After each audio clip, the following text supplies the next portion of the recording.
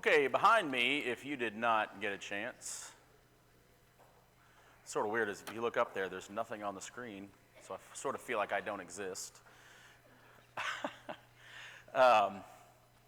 If you didn't get a chance to take the quiz that tells you which of the disc types you are, there's a link for it. I'd prefer you don't do it while I'm teaching, but I ain't gonna stop you. So, it's pretty quick. Shouldn't take you too long at all. And we'll get going. Daryl, I saw you at the mic, so you mind saying a prayer for us?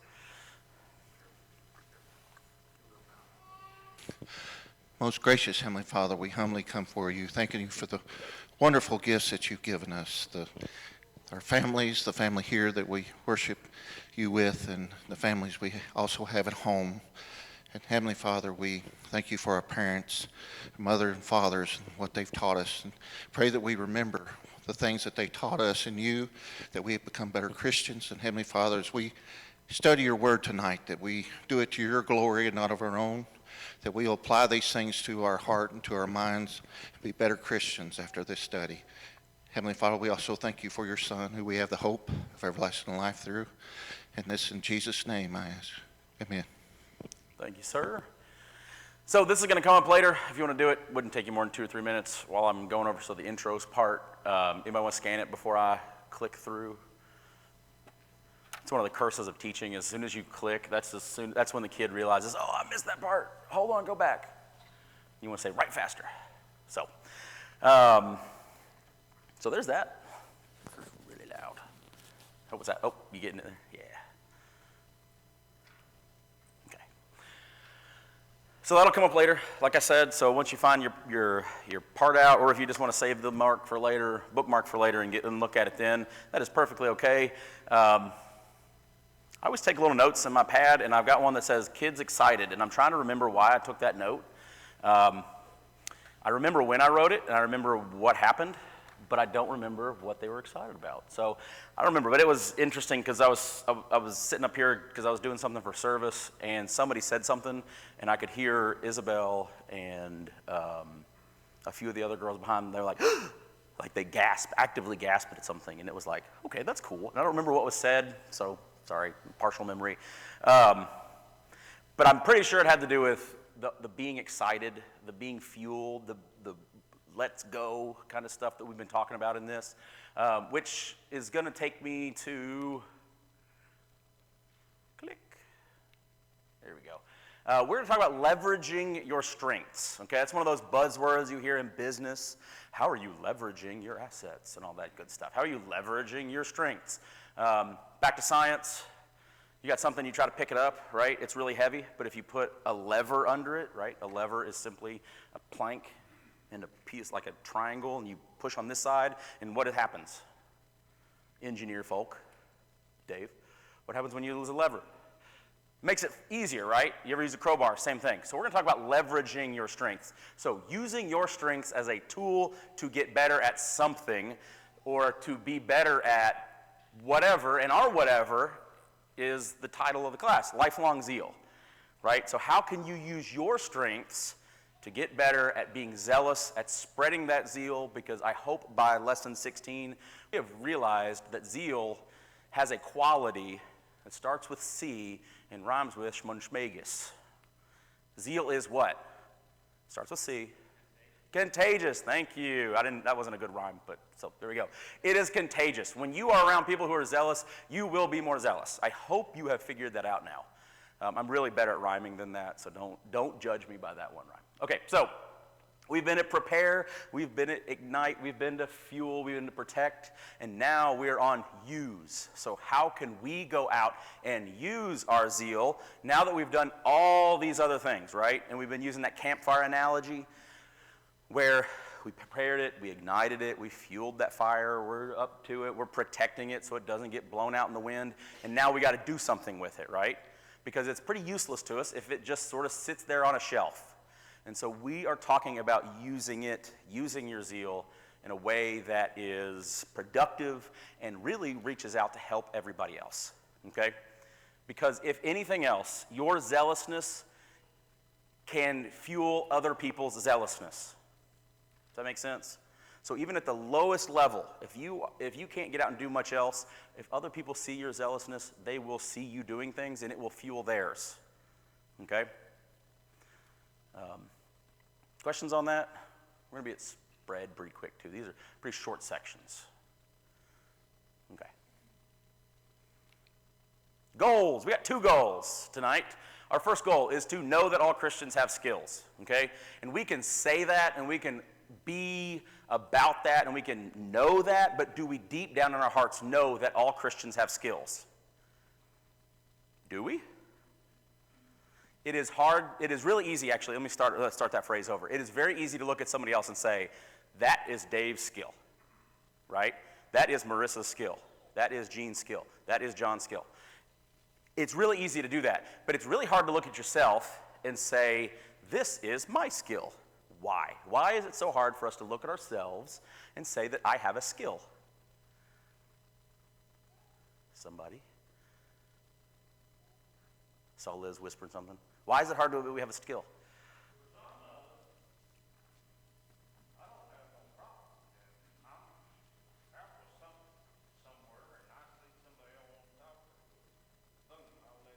There you go. So he's got a skill, right?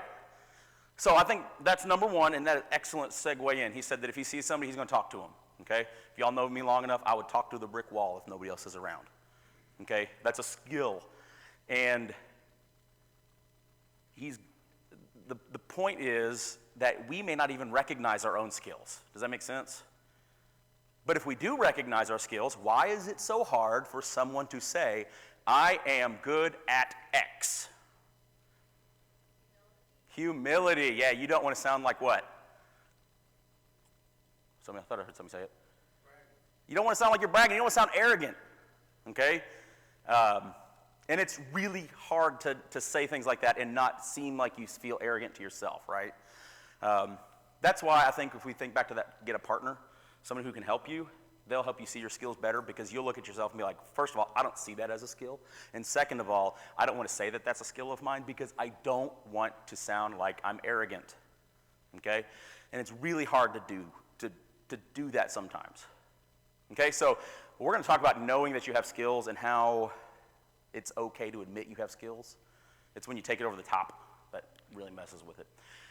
And then also our goal is we're going to consider my skills. I should have put our skills. But we're going to consider our skills. So when you walk out of here, I want you to know deep down in your heart that you have a skill, right? You may not know what it is. You might have a better idea. But I want you to know that you have a skill somewhere. You might have multiple skills. And then I want you to be able to think about what is going to be that skill and how are you going to use that skill to build lifelong zeal. Okay? So that'll come up as a homework assignment later, I hope, if I can remember what I'm thinking.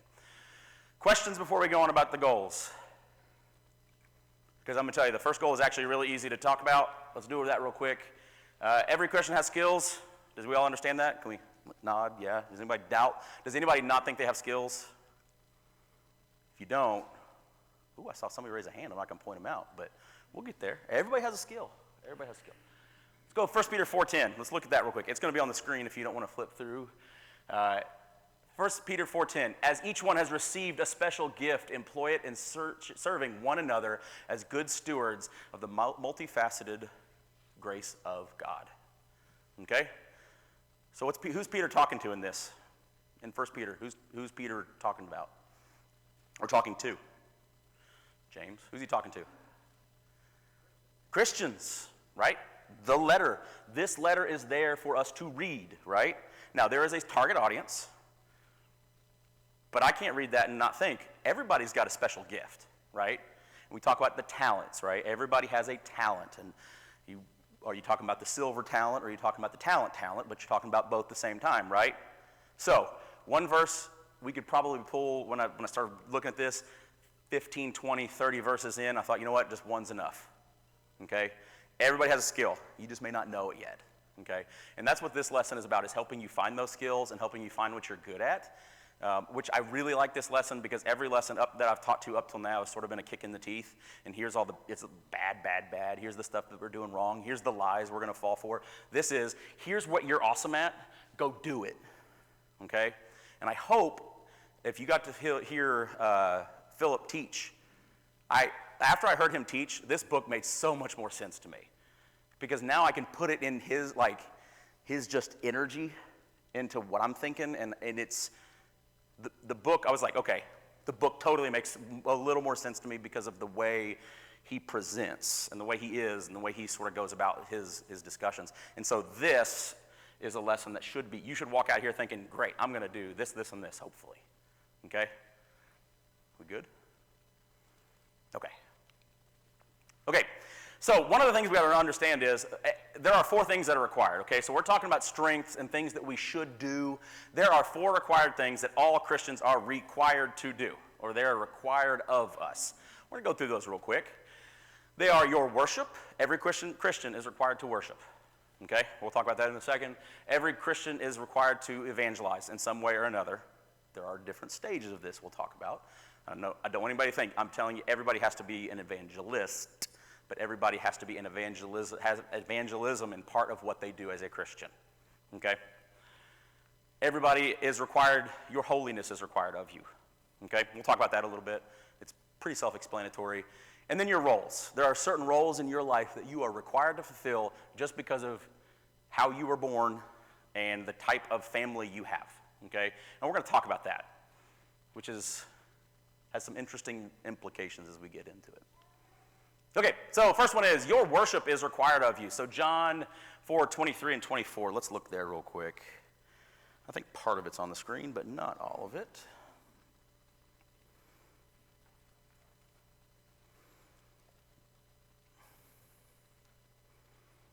Okay, so John 23 and 23 and 24, 23 and 24, sorry guys.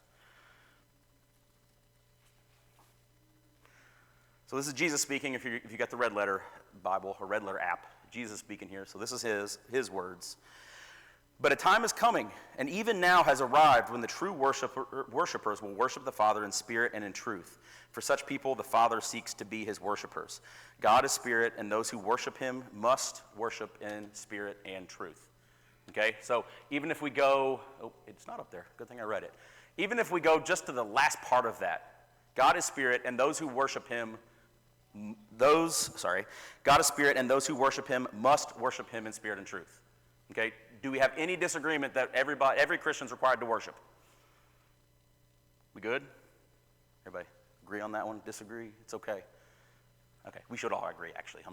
It's actually not okay to disagree on this one because it's a fundamental tenet of what we believe. Okay, so your evangelism. Let's look at 1 Corinthians 1:21. So in 1 Corinthians 1, he's going to talk a little bit about evangelism real quick. Let me get there so I can read the whole thing from in front of me.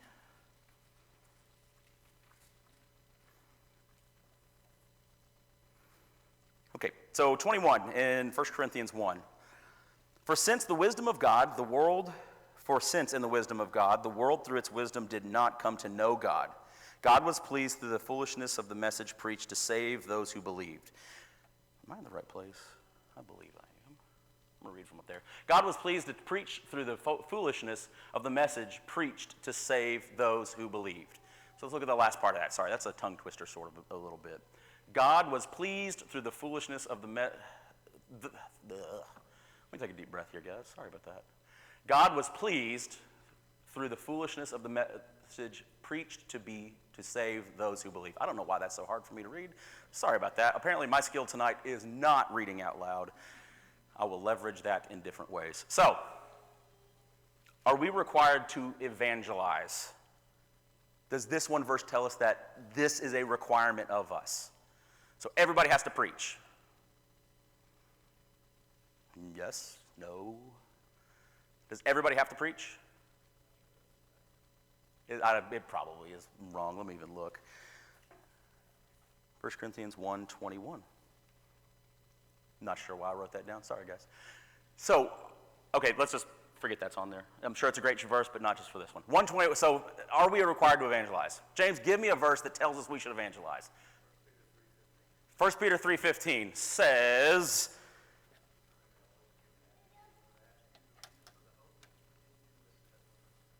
if you didn't hear that, he quoted 1 Peter 3:25. 15, sorry.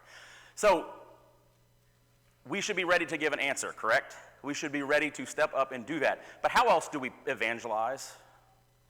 How else do we present the hope that we have? By the way you live, right? We have the song, we are the only gospel, something never heard. I can't think of the words now because, of course, my brain's shot. But we have that song, right? We are the sinner's God. I can't remember the whole words to it. But the whole gist of the song is, we may be the only sermon some people get. And the way we live, the way we interact, the way we treat people, all people, is a sermon. It is evangelism, okay? Just getting up here and speaking every Sunday is not the only form of evangelism we have, okay? It is how you live.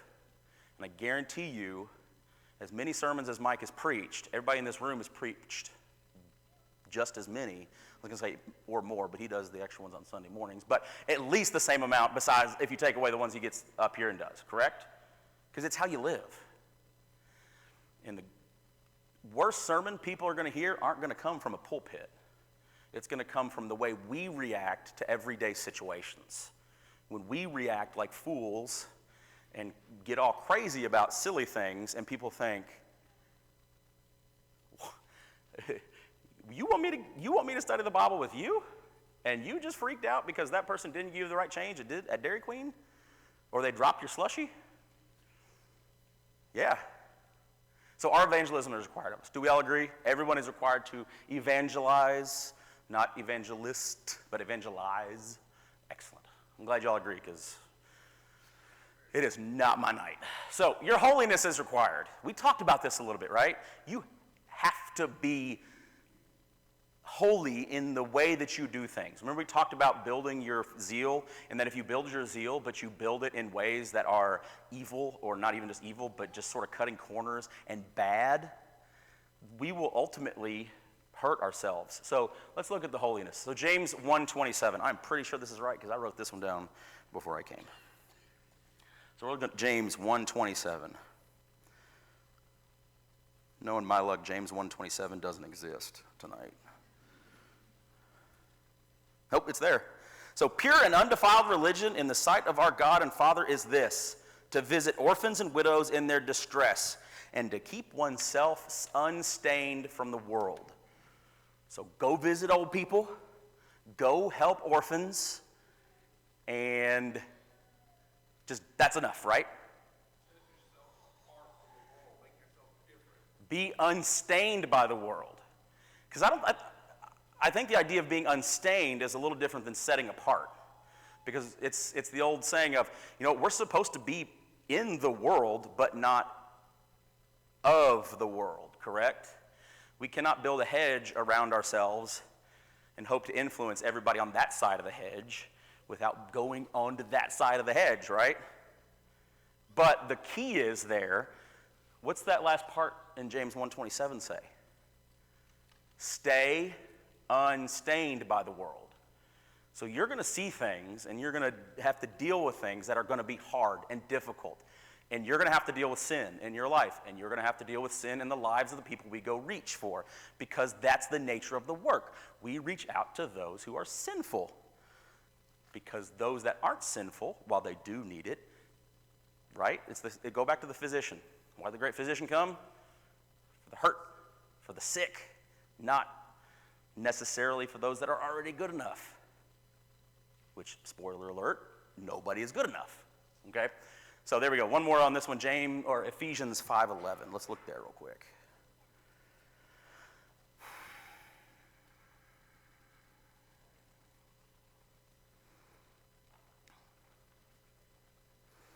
Okay, 5:11. Do not participate in the useless deeds of darkness, but instead even expose them. Okay? So if we had to put that in our modern vernacular, don't do bad stuff. When you see bad stuff, you need to point it out. Okay? Let's just leave off the pointed out part, because that can get a little furry, and there's a whole bunch of other lessons about that, right? But in Ephesians 5:11, the first part of that verse says, don't take part in that stuff. Don't do it. So can we agree that our holiness is required? It is one of those check boxes that every Christian has to check. Yeah, because once again, our evangelism is... So, okay, let me step back for a second. There's a thing that I dealt with when I did warranty complaints for my family's business.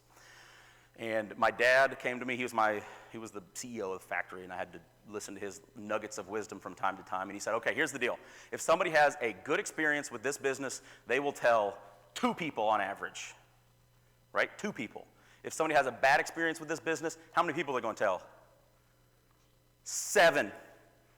7 people, okay? So 2 for good, 7 for bad. So we try to mitigate the bad because it takes, let's do a little math, how many good times does it take to override the 1 bad time? What's that? 4, right? 4 full ones, or just 3.5. 3 in an average, right? Because they'll tell 1 person. So it takes that to override that. Same deal. If you act like a complete yahoo out there on a Friday or Saturday night, and people see you and they say, oh, I know him. He attends here. He calls himself a Christian. You might as well believe that that's gonna get to 7 other people, not just 2, right? And so we got to think about that. So our holiness is definitely required, and this one is one that can crush the worship part and the evangelism part very quickly, okay? Okay, your roles. So we are required to go to Lambert's and get those pieces of bread thrown at us, right? Because our roles are required. Sorry, bad puns, bad jokes. So your personal roles determine some of your required actions. So what is a role? Let me just pick on somebody. Mike, what's a role you have? Any role. Raise your children. Head of the household, right? You are a husband. You are a father. It is your job to be a head of the household. If you are a husband, you have a role. Your role is the head of the household, correct? Let me see. Who else can I pick on? Amanda looked away real quick, so I'm picking her. What's a role you have, Amanda? Mother. Same deal, right? She has a role. She has certain things she's required to do as a mother, right? Okay. It's getting slim on the role picking. I don't want to put anybody on the... John looks like he's ready. What's a role you have? Brother. Okay. Do you have actions required as a brother? No, are we talking like sibling brother or Christian brother or... Yeah, okay. Yes, both, right? Yeah, so another one I thought of is employee. If I am going to agree to give my labor to the school district, I have agreed to that contract. Part of my word and my honesty is that I am going to provide that role at an acceptable or better level. Okay, and I believe that as Christians we are called to do that, to honor our word and our contracts we make. So that's a role, right? So we all have roles, and those roles shape what we are required to do. Okay? So as I was thinking about this, I was going to say, let's just throw out some random roles. So does this mean that only the wife can cook dinner? Is that a role? I know, I said I wasn't going to step into this mound of confusingness. I don't believe so. I personally like to cook, so I cook dinner. I like to. I enjoy it. It lets Aaron relax. Lets me cook. I like to do that. And it sort of gets my ADHD brain a step-by-step pattern that lets me go cook dinner, right? So, this is another thing. Guys, or new dads, don't ever say that you're going to babysit. Okay, they're your kids. You don't babysit your own kids. You take care of them. And it's real quick, just a quick lesson. Don't say you babysit, because we have roles as parents, right? We both have to take part in raising the children.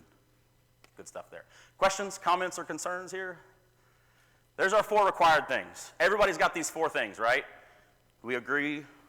See some nods, some head shakes. If you disagree, let's talk later, because I'm running out of time in my lesson. So, if you're looking at your handout, that was that first box, your 4 things that you have. And now we're over here on the left-hand side, 1 box down. What actions bring the greatest return? Okay? What did Jesus spend his time doing when he was on earth? Teaching, right? Teaching who? I need to see who said that. Everyone, okay. So he taught everybody, every single person that he came in contact with. I would say yes. But he also focused on a few people. Who was his focus, though? His not just his focus, but who did he really teach to? The apostles. Say that again? Especially the last week of his life. Yeah, the last week of his life is like a boot camp for the apostles, right? Now, could Jesus have spent that time preaching to a whole mess of people? Could have, but why didn't he? He had to prepare them to take over for him when he ascended to the Father. So if you didn't hear him online, this is online people, he had to prepare them to take over, right? Because he knew he was about to be out, and he had to get these guys ready to take care of what needed to take care of.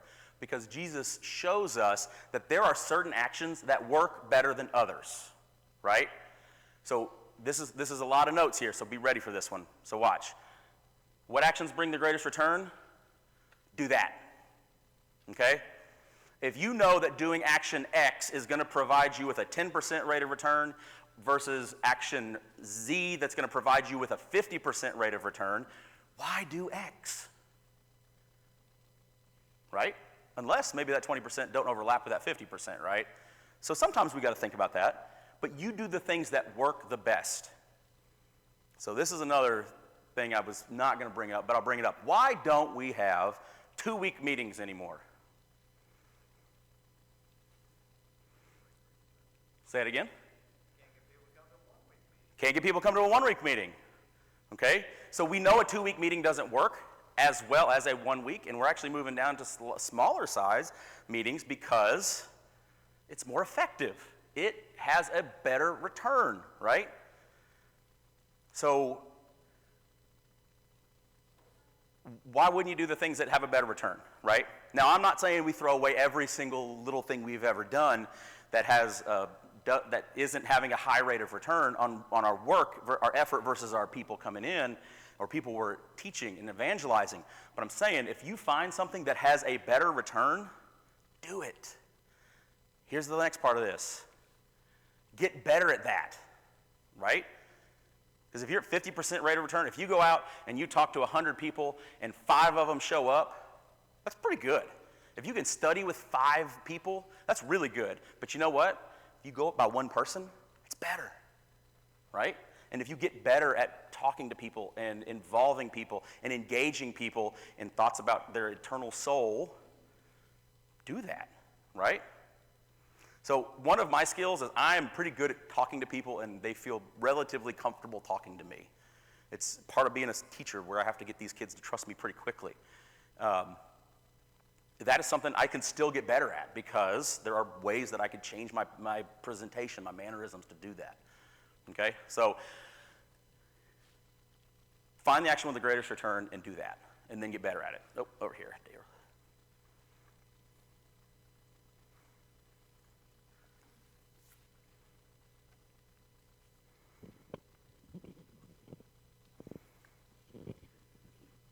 I hope I'm not stepping on anything you're going to say, Probably.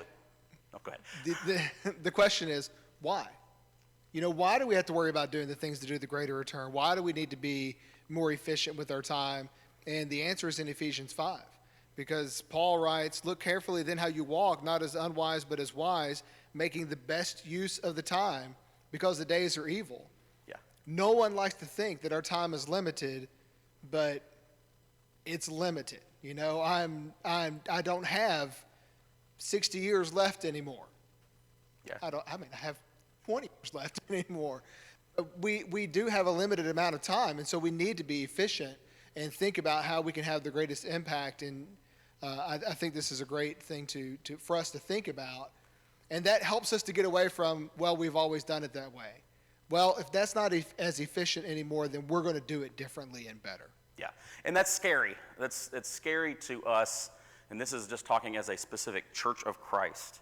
It is scary to us because we don't like change. Remember I talked about change, and it's scary.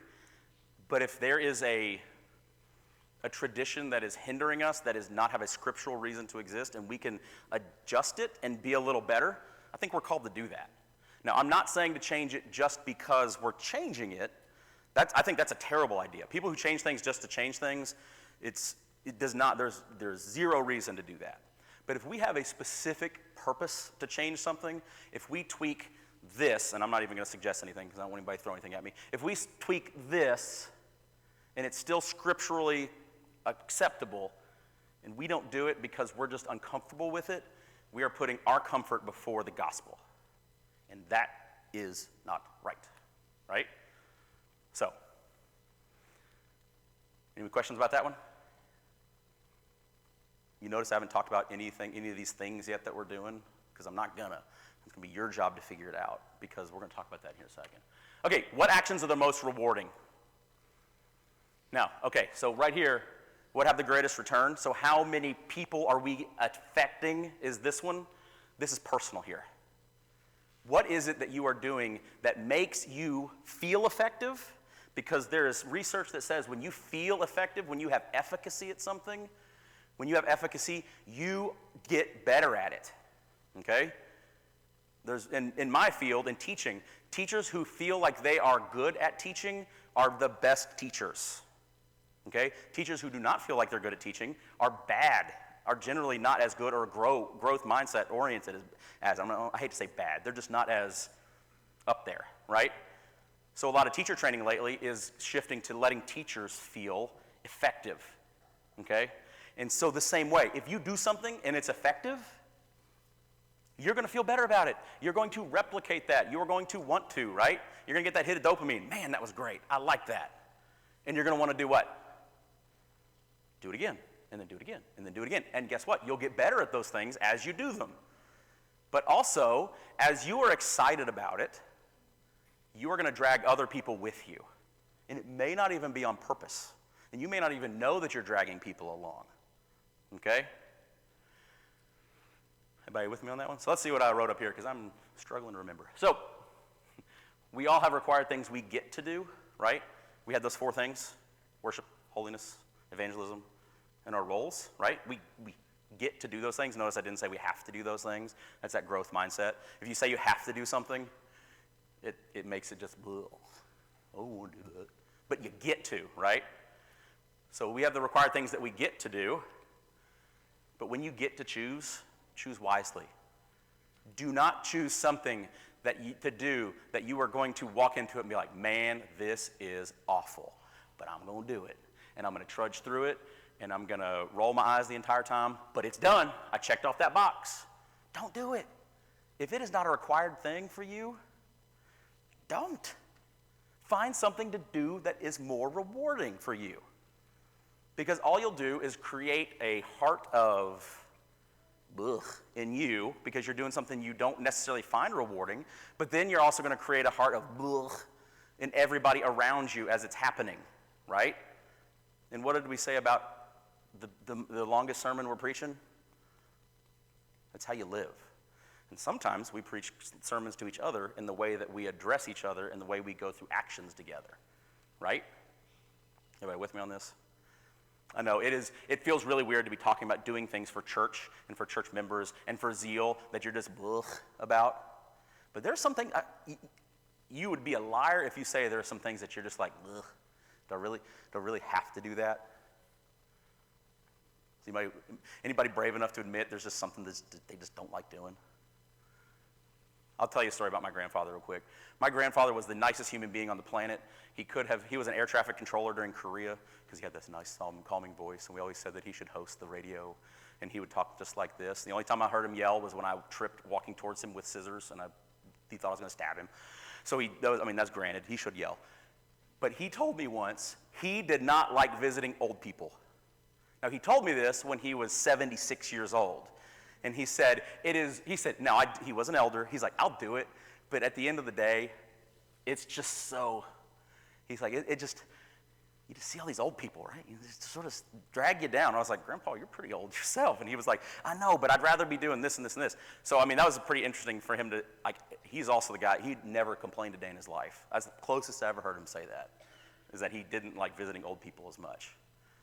But he still did it, and he was happy about it. But still, we all have stuff we just don't like to do. It's okay to admit that sometimes. It's part of being human. It also keeps you from burning out. So, the fourth box. Wait, any comments or concerns? Anyone always share something they just don't like doing? Since I aired my grandfather, who's been dead for about 15 years' story. He's rolling his eyes right now probably if he heard me. So, the last point, and this is where that survey comes in. What actions are related directly to your personality? Okay? And I'm going to start with a big point. It's personal. The actions that you are strong at are related to your personality, and it is personal. So, I need to say this very clearly. If someone says they are not good at something and they do not want to get better at it because it is not something that they feel that they can be effective at, we should not shame them for it. We should admire them for the courage to admit that they know something about themselves that we may not, and they are admitting when they know that they could do better stuff. Does that make sense? Anybody read the book Good to Great? What's the whole premise of Good to Great is stop focusing on the good stuff so you can do the great stuff. Okay? But this is personal. And so your personality and skills associated with it are yours. And just because I can talk to a wall and I have a friend that can talk to a wall, that does not mean that person may be suited to be a teacher. That person may be suited really well to be a greeter, but they may not have the personality, quirks, and traits that make them look at something and think, how can I mold this into something that 90 people will sort of get all at different levels, right? So how many of you all did the DISC test? It's okay. Yeah, nice. That's more than did my homework today at school. So the 4 personality types, and I'm trying to get a picture of this. I could not get it fine or worked up enough. If you look at this here target, it looks like a crosshairs, right? If you take the DISC assessment, it will tell you what kind of personality you have. And it's either a dominant personality, an influencing personality, a compliance personality, or a steadiness personality. Okay, and each one of those has strengths and weaknesses. And then also, what's interesting is Aaron and I did this, and after I took the quiz, I read through what my weaknesses are, and I was like, oh yeah. And you may not even have to take the quiz. If you just look at the weaknesses and the strengths and you associate with what you think you are, you could probably get yourself pretty close. So that is just one way to figure out what your personality is. And he actually gets into in here where he talks about who are 2 characters that associate with each of the 4, okay? And so I debated on talking about it and going over each one, and I don't want to do that because I want you to figure it out, okay? I want you to take the step to figure out what personality you have and then find Bible characters with similar traits. He did 2 of them for you. I'm sure you can find more. But also find other Christians with that trait, okay? So here's a good example of finding another Christian who has the similar traits to you, okay? Travis and I are pretty close in personality in the way we approach problems. So I see in Travis a lot of my weaknesses and my strengths. So when I want to make sure I don't sound like a complete raving lunatic, I run it by Travis because I know he's going to sort of see my weaknesses in the same way, right? So that's just find a partner. He's the guy that I go to if I want to make sure I don't sound crazy, because if I hear him saying it, I'm going to be able to pick it up pretty quick because I see our personalities sort of matching. So there are enough people in this congregation, you can find somebody who matches you, okay? So did anybody get theirs and actually don't mind sharing what personality trait they got? Anybody want to guess what mine was? You can, it's not going to hurt my feelings. Nobody? Come on. John, what do you think I got? I'm an I, yeah. I'm an I. I'm an influencer, but I definitely, like if you take the quiz, it'll sort of tell you where in that quadrant you fall. I'm like right here between the D and the I. I'm on the influence because I am enthusiastic, I'm talkative. I like to think I'm compassionate sometimes. I'm sometimes optimistic, but I am really undisciplined. I am restless. I can be self-centered, and I can be fearful too. So I can totally see that, right? So if you're an I as well, you come over here to the and you look at Peter and Priscilla, right? And those are some of the qualities that you're going to see. But he goes even far enough to tell you, hey, if you know that you're this, these are the things that you should try working on because you'll be good at it. Okay? Stephen, you were about to. Yeah, I see. You're a C? Yeah. Totally see that. What's actually funny is when Erin and I took this, I am right here and she's right here. So we're exact opposites. And so it's sort of interesting. And I would wager to say, if I look at it about some of the married couples I know a little better than others, I would say you guys are probably opposites too, or at least not in the same quadrant. Because if you actually dig into the DISC thing, that actually tells you that people in the same quadrant as you make good friends, but not really, really close friends because you'll get on each other's nerves. So, questions about that? So we got 4 minutes left, and I'm not going to give you those free. So as a reflection, what are you good at? You'll make me call people out? I got some people I think are good at things. What are you good at, and what could you be better at? And can those things be the same thing? Because just like I said, I bring my crazy ideas to Travis so he can tell me how crazy they are. I'll tell you, if you want somebody to be introspective for you and look at something you have either worked on or an idea you have and pick it apart to the minute level, that man right there is going to do it for you, Stephen. Okay? He totally will. He will look at it and he will sometimes lovingly and sometimes not as lovingly say, what are you talking about? What is this? But sometimes you need to hear that, right? So, what are you good at? Somebody come on, tell me what you're good at. And it can't be Stephen because I already gave him the answer. This is part of getting to know each other. So here's your homework. Let me say what your homework is before Travis starts to talk. Your homework is to figure out what you're good at. And just like I told you a couple weeks ago to compliment somebody else, if there is somebody in this congregation who you think is good at something, I want you to tell them that. Be like, hey, I think when it comes down to lifelong zeal, your skill is this. Okay? And just leave it at that. Or you can even say, here's why. Because you blah, blah, blah, blah, blah. Okay? But I want you to do that. One person, not two this time. See, I'm cutting the assignments in half, right? Travis, what you got? All right. I'm pretty good at encouraging, and I practice that, so I'm okay with saying that. It's not natural.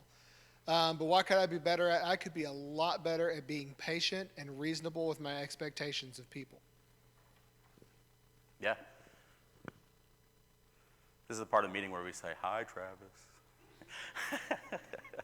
So, thank you. I appreciate that. And I've talked about culture shift, and we switch from being a bunch of people who meet on Sunday mornings and Sunday nights and Wednesday nights to a church when we are willing to say that to each other and then help each other leverage those strengths.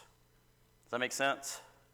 Everybody has skills. The one person I saw didn't have a skill, I'm not going to say who it was, but I will say to that person who raised their hand, see, got the pronoun right, I want to give it away by saying he or she, their hand, you are one of the most encouraging people every time I stop teaching a class. You always have something nice to say to me or to say to people around, and it's not just to me, but it's to other people. So yes, you have a skill. You just don't know it, and you don't want to admit it about yourself, but you do. Everybody in this room has a skill. Okay? Who else? Anybody else? 45 seconds. There are skills that you have, and if you don't know, I'll tell you there are probably 5 people in this auditorium. If you just say, hey, what's my skill? They'll lay it out to you. I will do that for you. Stephen would do that for you. James would do that for you. Travis would do that for you. Joey would probably do that for you. If I'm not calling your name, it's no slight against you. I'm just going by personalities, people who will talk to anybody. So Keith would do that for you. Terry would definitely do that for you. You just got to stand through a couple jokes first. So if you don't know what your skill is, seriously, grab one of the people I just named and say, what's my skill? What can I do? What can I be better at? And I'll tell you right now, if you ask any of the people that I talk to you, they'll say, hey, you could be a part of this. Let's go do this. Let's go. So there you go. Thanks, guys. 17 on Sunday morning, and hopefully my brain will be screwed in correctly for that one. Thanks, guys.